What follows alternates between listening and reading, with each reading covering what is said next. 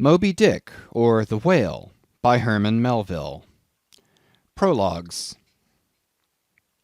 Etymology, supplied by a late consumptive usher to a grammar school.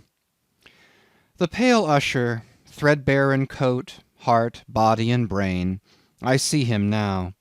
He was ever dusting his old lexicons and grammars with a queer handkerchief, mockingly embellished with all the gay flags of all the known nations of the world. He loved to dust his old grammars. It somehow mildly reminded him of his mortality. Quote, "While you take in hand to school others, and to teach them by what name a whale fish is to be called in our tongue, leaving out through ignorance the letter H, which almost alone maketh the signification of the word, you deliver that which is not true." Hakluyt.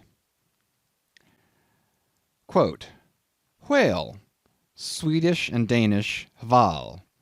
This animal is named from roundness or rolling, for in Danish hvalt is arched or vaulted." Webster's Dictionary. Quote, "Whale, it is more immediately from the Dutch and German valen, Anglo-Saxon valvian, to roll, to wallow." Richardson's Dictionary. Keitos, Greek. Ketus, Latin. Whale, Anglo-Saxon. Hvalt, Danish. Val, Dutch. Hval, Swedish. Hvale, Icelandic. Whale, English. Baleine, French. Balena, Spanish. Piki Nui Nui, Fiji. Piki Nui Nui, Arromanguin. Extracts, supplied by a sub-librarian. It will be seen that this mere painstaking burrower and grubworm of a poor devil of a sub-sub appears to have gone through the long Vaticans and street stalls of the earth, picking up whatever random allusions to whales he could anyways find in any book whatsoever, sacred or profane. Therefore you must not, in every case at least, take the higgledy-piggledy whale statements, however authentic, in these extracts, for veritable gospel cetology. Far from it. As touching the ancient authors generally, as well as the poets here appearing, these extracts are solely valuable or entertaining, as affording a glancing bird's-eye view of what has been promiscuously said, thought, fancied, and sung of Leviathan by many nations and generations, including our own. So fare thee well, poor devil of a sub-sub, whose commentator I am. Thou belongest to that hopeless sallow tribe which no wine of this world will ever warm, and for whom even pale sherry would be too rosy strong, but with whom one sometimes loves to sit and feel poor devilish too, and grow convivial upon tears, and say to them bluntly, with full eyes and empty glasses, and in not altogether unpleasant sadness, give it up, sub-subs. For by how much the more pains ye take to please the world, by so much more shall ye forever go thankless. Would that I could clear out Hampton Court and the Tuileries for you! But gulp down your tears, and hie aloft to the royal mast with your hearts. For your friends who have gone before are clearing out the 7-storied heavens, and making refugees of long-pampered Gabriel, Michael, and Raphael against your coming. Here you strike but splintered hearts together, there you shall strike unsplinterable glasses." Extracts. Quote, "And God created great whales." Genesis. Quote, "Leviathan maketh a path to shine after him, one would think the deep to be hoary." Job. Quote, "Now the Lord had prepared a great fish to swallow up Jonah." Jonah. Quote, "There go the ships, there is that Leviathan whom thou hast made to play therein." Psalms. Quote, In that day the Lord with his sore and great and strong sword shall punish Leviathan the piercing serpent, even Leviathan that crooked serpent, and he shall slay the dragon that is in the sea. Isaiah. Quote, and what thing soever besides cometh within the chaos of this monster's mouth, be it beast, boat, or stone, down it goes all incontinently that foul great swallow of his, and perisheth in the bottomless gulf of his paunch. Holland's Plutarch's Morals. Quote, the Indian Sea breedeth the most and biggest fishes that are, among which the whales and whirlpools called Balena take up as much in length as 4 acres or arpens of land. Holland's Pliny. Quote, scarcely had we proceeded 2 days on the sea, when about sunrise a great many whales and other monsters of the sea appeared. Among the former one was of a most monstrous size. This came towards us open-mouthed, raising the waves on all sides, and beating the sea before him into a foam. Tooke's Lucian. The True History. Quote, he visited this country also with a view of catching horse whales, which had bones of very great value for their teeth, of which he brought some to the king. The best whales were catched in his own country, of which some were 48, some 50 yards long. He said that he was one of 6 who had killed 60 in 2 days. Other or Ochther's verbal narrative taken down from his mouth by King Alfred, A.D. 890. Quote, and whereas all the other things, whether beast or vessel, that enter into the dreadful gulf of this monster's (whale's) mouth, are immediately lost and swallowed up, the sea gudgeon retires into it in great security, and there sleeps. Montaigne, Apology for Raymond Sebond. Quote, let us fly, let us fly. Old Nick take me if it's not Leviathan, described by the noble prophet Moses in the life of the patient Job. Rabelais. Quote, this whale's liver was 2 cartloads. Stow's Annals. Quote, the great Leviathan that maketh the seas to seethe like boiling pan. Lord Bacon's version of the Psalms. Quote, touching that monstrous bulk of the whale or orc we have received nothing certain. They grow exceeding fat, insomuch that an incredible quantity of oil will be extracted out of one whale. Ibid, History of Life and Death. Quote, the sovereignest thing on earth is Parmacetti for an inward bruise. King Henry. Quote, very like a whale. Hamlet. Quote, which to secure no skill of leech's art, mote him avail but to return again to his wound's worker, that with lowly dart, dinting his breast, had bred his restless pain, like as the wounded whale to shore flies through the main. The Fairy Queen. Quote, immense as whales, the motion of whose vast bodies can in a peaceful calm trouble the ocean till it boil. Sir William Davenant, Preface to Gondibert. Quote, what spermaceti is, men might justly doubt, since the learned Hosmanus in his work of 30 years saith plainly, nescio quid sit. Sir T. Brown, of spermaceti and the spermaceti whale, vide his V.E. Quote, like Spencer's Talus with his modern flail, he threatens ruin with his ponderous tail. Their fixed javelins in his side he wears, and on his back a grove of pikes appears. Waller's Battle of the Summer Islands. Quote, by art is created that great Leviathan, called a commonwealth or state, in Latin civitas, which is but an artificial man. Opening sentence of Hobbes's Leviathan. Quote, silly Mansoul swallowed it without chewing, as if it had been a sprat in the mouth of a whale. Pilgrim's Progress. Quote, That sea beast, Leviathan, which God of all his works created hugest that swim the ocean stream. Paradise Lost. Quote, there Leviathan, hugest of living creatures in the deep, stretched like a promontory, sleeps or swims, and seems a moving land, and at his gills draws in, and at his breath spouts out a sea. Ibid.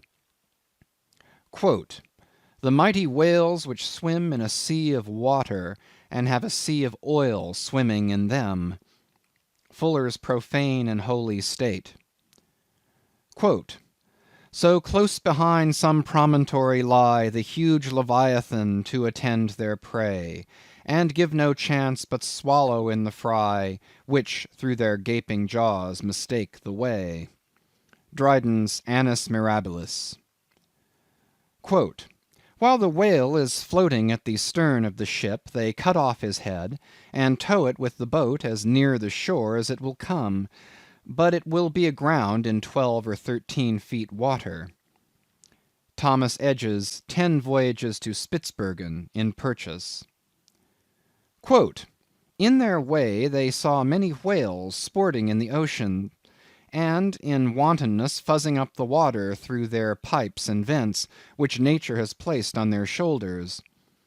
Sir T. Herbert's Voyages into Asia and Africa, Harris Coll. Quote, here they saw such huge troops of whales that they were forced to proceed with a great deal of caution, for fear they should run their ship upon them. Schouten's Sixth Circumnavigation. Quote, we set sail from the Elbe, wind northeast, in the ship called the Jonas and the Whale. Some say the whale can't open his mouth, but that is a fable. They frequently climb up the mast to see whether they can see a whale, for the first discoverer has a ducat for his pains. I was told of a whale taken near Shetland that had above a barrel of herrings in his belly. One of our harpooneers told me that he caught once a whale in Spitzbergen that was white all over. A Voyage to Greenland, A.D. 1671. Harris Coll.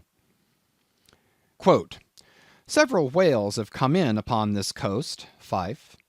Anno 1652, 180 feet in length of the whalebone kind came in, which, as I was informed, besides a vast quantity of oil, did afford 500 weight of baleen. The jaws of it stand for a gate in the garden of Pitferren. Sibbald's Fife and Kinross. Quote, myself have agreed to try whether I can master and kill this spermaceti whale, for I could never hear of any of that sort that was killed by any man, such as his fierceness and swiftness. Richard Straffer's Letter from the Bermudas, Philosophical Transactions, A.D. 1668. Quote, whales in the sea god's voice obey. N.E. Primer. Quote, we saw also abundance of large whales, there being more in those southern seas, as I may say, by 100 to 1, than we have had to the northward of us.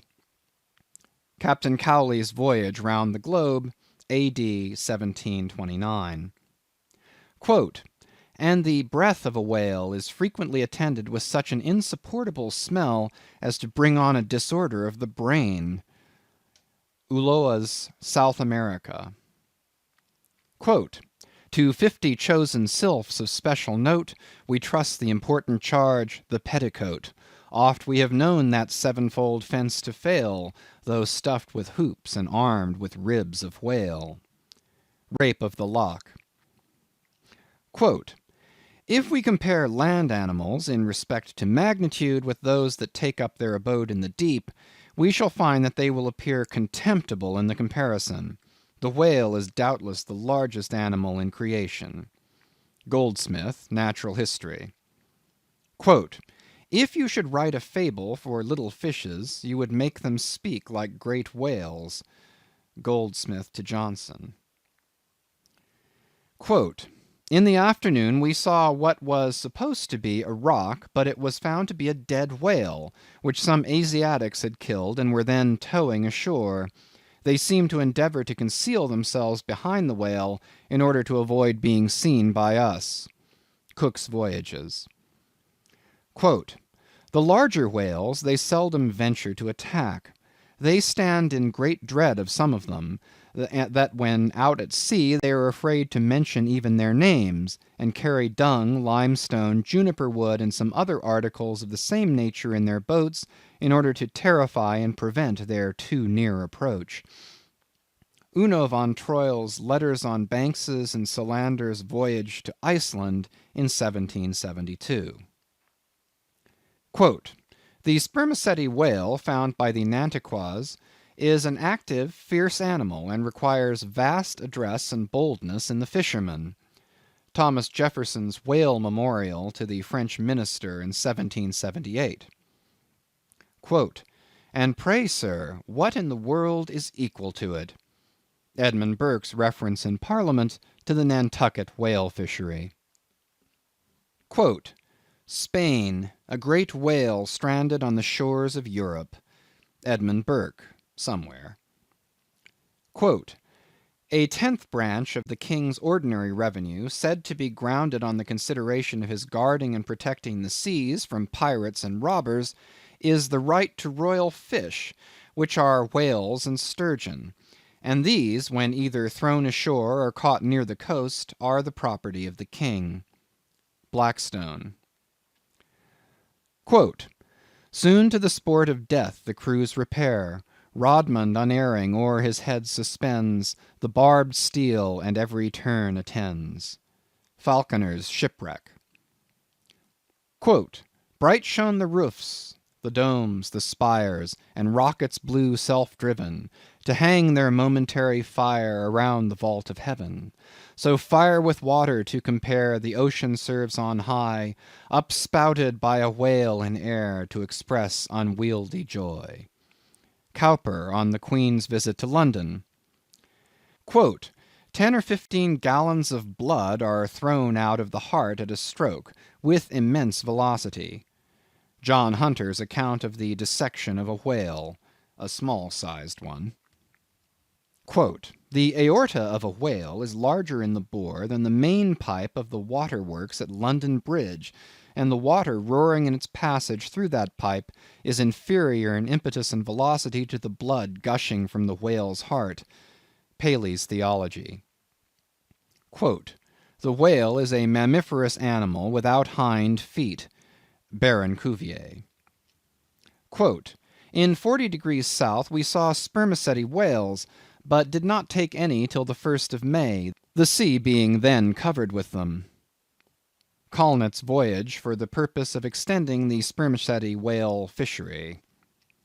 Quote, in the free element beneath me swam, floundered and dived, in play, in chase, in battle, fishes of every color, form, and kind, which language cannot paint, and mariner had never seen, from dread Leviathan to insect millions peopling every wave, gathered in shoals immense, like floating islands, led by mysterious instincts through that waste and trackless region, though on every side assaulted by voracious enemies, whales, sharks, and monsters armed in front or jaw, with swords, saws, spiral horns, or hooked fangs.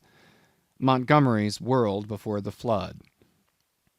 Io, Paean, Io, sing to the finny people's king. Not a mightier whale than this in the vast Atlantic is, not a fatter fish than he flounders round the polar sea. Charles Lamb's Triumph of the Whale. Quote, in the year 1690 some persons were on a high hill observing the whales spouting and sporting with each other, when one observed, there, pointing to the sea, is a green pasture where our children's grandchildren will go for bread. Obed Macy's History of Nantucket. Quote, I built a cottage for Susan and myself, and made a gateway in the form of a Gothic arch, by setting up a whale's jaw bones. Hawthorne's Twice Told Tales. Quote, she came to bespeak a monument for her first love, who had been killed by a whale in the Pacific Ocean no less than 40 years ago. Ibid. Quote, "No, sir, 'tis a right whale," answered Tom. "I saw his spout. He threw up a pair of as pretty rainbows as a Christian would wish to look at. He's a raal oil butt, that fellow." Cooper's Pilot. Quote, "The papers were brought in, and we saw in the Berlin Gazette that whales had been introduced on the stage there." Eckermann's Conversations with Goethe. Quote, "My God, Mr. Chase, what is the matter?" I answered, "We have been stove by a whale." Narrative of the shipwreck of the whale ship Essex of Nantucket, which was attacked and finally destroyed by a large sperm whale in the Pacific Ocean. By Owen Chase of Nantucket, first mate of said vessel. New York, 1821. Quote, "A mariner sat in the shrouds one night. The wind was piping free. Now bright, now dimmed was the moonlight pale, and the phosphor gleamed in the wake of the whale as it floundered in the sea." Elizabeth Oakes Smith. Quote, "The quantity of line withdrawn from the boats engaged in the capture of this one whale amounted altogether to 10,440 yards, or nearly 6 English miles. Sometimes the whale shakes its tremendous tail in the air, which, cracking like a whip, resounds to the distance of 3 or 4 miles." Scoresby. Quote, "Mad with the agonies he endures from these fresh attacks, the infuriated sperm whale rolls over and over. He rears his enormous head, and with wide expanded jaws snaps at everything around him. He rushes at the boats with his head. They are propelled before him with vast swiftness, and sometimes utterly destroyed. It is a matter of great astonishment that the consideration of the habits of so interesting, and in a commercial point of view, so important an animal as the sperm whale, should have been so entirely neglected, or should have excited so little curiosity among the numerous, and many of them competent observers, that of late years must have possessed the most abundant and most convenient opportunities of witnessing their habitudes." Thomas Beale's History of the Sperm Whale, 1839. Quote, "The cachalot (sperm whale) is not only better armed than the true whale (Greenland or right whale) in possessing a formidable weapon at either extremity of its body, but also more frequently displays a disposition to employ these weapons offensively, and in a manner at once so artful, bold, and mischievous, as to lead to its being regarded as the most dangerous to attack of all the known species of the whale tribe." Frederick de Bell Bennett's Whaling Voyage round the Globe, 1840. Quote, October 13. "There she blows!" was sung out from the masthead. "Where away?" demanded the captain. "3 points off the lee bow, sir." "Raise up your wheel." "Steady." "Steady, sir." "Masthead ahoy! Do you see that whale now?" "Aye, aye, sir, a shoal of sperm whales." "There she blows!" "There she breaches!" Sing out every time." "Aye, aye, sir." "There she blows!" "There, thar she blows!" "Bows, bows!" "How far off?" 2 miles and a half. "Thunder and lightning! So near! Call all hands." J. Ross Brown's Etchings of a Whaling Cruise, 1846. Quote, "The whale ship Globe, on board of which vessel occurred the horrid transactions we are about to relate, belonged to the island of Nantucket." Narrative of the Globe, by Lay and Hussey survivors, A.D. 1828. Quote, "Being once pursued by a whale which he had wounded, he parried the assault for some time with a lance, but the furious monster at length rushed on the boat, himself and comrades only being preserved by leaping into the water when they saw that onset was inevitable." Missionary Journal of Tyerman and Bennett.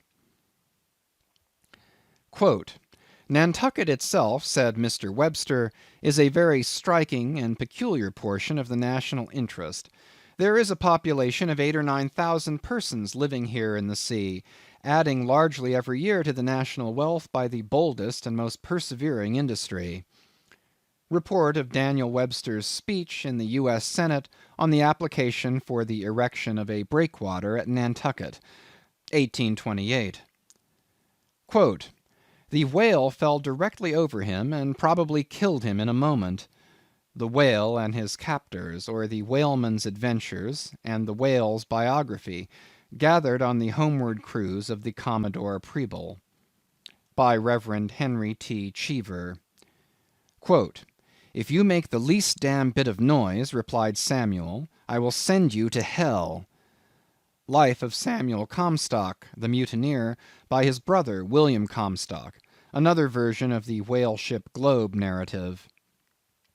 Quote, "The voyages of the Dutch and English to the Northern Ocean, in order if possible to discover a passage through it to India, though they failed of their main object, laid open the haunts of the whale."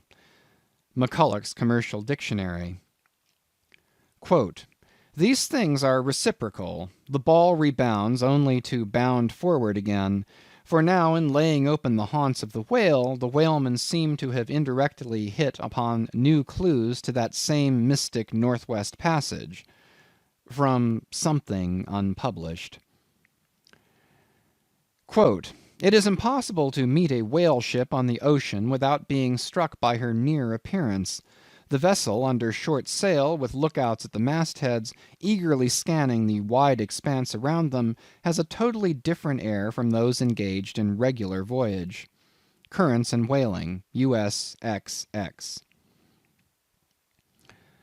Quote, "Pedestrians in the vicinity of London and elsewhere may recollect having seen large curved bones set upright in the earth, either to form arches over gateways or entrances to alcoves, and they may perhaps have been told that these were the ribs of whales." Tales of a Whale Voyager to the Arctic Ocean. Quote, "It was not till the boats returned from the pursuit of these whales that the whites saw their ship in bloody possession of the savages enrolled among the crew." Newspaper account of the taking and retaking of the whale ship Hobomack. Quote, "It is generally well known that out of the crews of whaling vessels, American, few ever return in the ships on board which they departed." Cruise in a whale boat. Quote, "Suddenly a mighty mass emerged from the water and shot up perpendicularly into the air.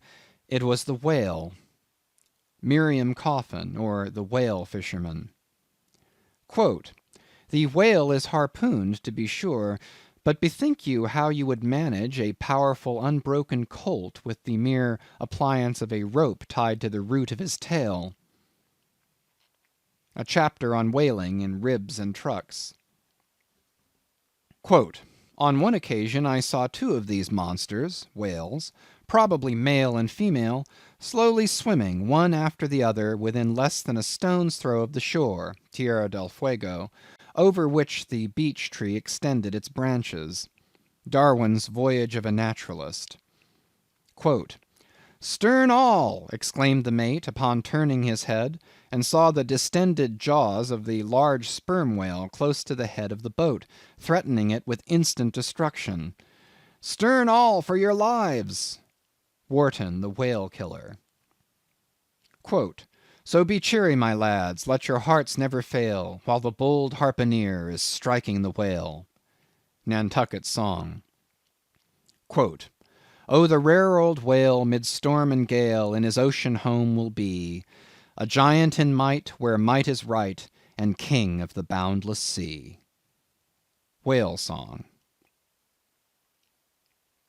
End of Prologues.